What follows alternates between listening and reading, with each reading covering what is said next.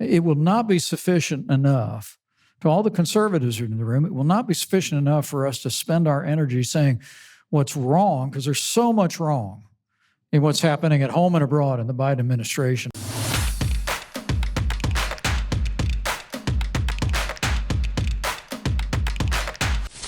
Mr. Vice President. Hi, what's your name?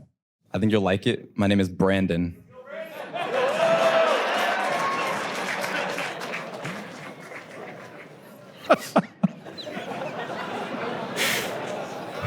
Nice to see you, Brandon.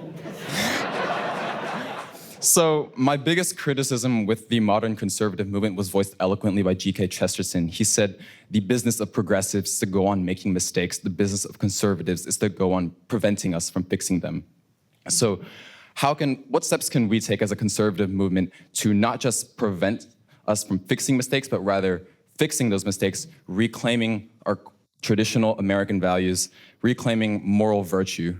Brandon, I love G.K. Chesterton, and that's a wonderful question. And I'm not sure I knew that quote. And let me tell you, a term I used to use to describe myself when I was running for governor was I wanted to be a solutions conservative. Because there's an old saying in public life that you can't beat a program without a program, right? I mean, I think it is never enough to say what's wrong with the other people's ideas. You have to say why your ideas are right and why they are grounded in the unique ideals of America. I mean, when we won the Congress in 1994, you remember there was a contract with America. An organization that I lead out of Washington, D.C. is preparing a freedom agenda as we speak that takes everything we learned from Ronald Reagan all the way through Donald Trump and says, here's the agenda that fired the imagination of the American people, that 74 million Americans rallied behind over the last 4 years. And so I want to agree with you very strongly. It will not be sufficient enough. To all the conservatives in the room, it will not be sufficient enough for us to spend our energy saying what's wrong, because there's so much wrong in what's happening at home and abroad in the Biden administration. I feel like a, proverbial mosquito in a nudist colony. You can't, am I right?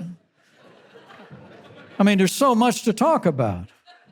But the truth of the matter is, we have to talk about why peace through strength works. We have to talk about why North Korea stopped firing missiles and testing nuclear weapons, because we stood strong in the Asia Pacific.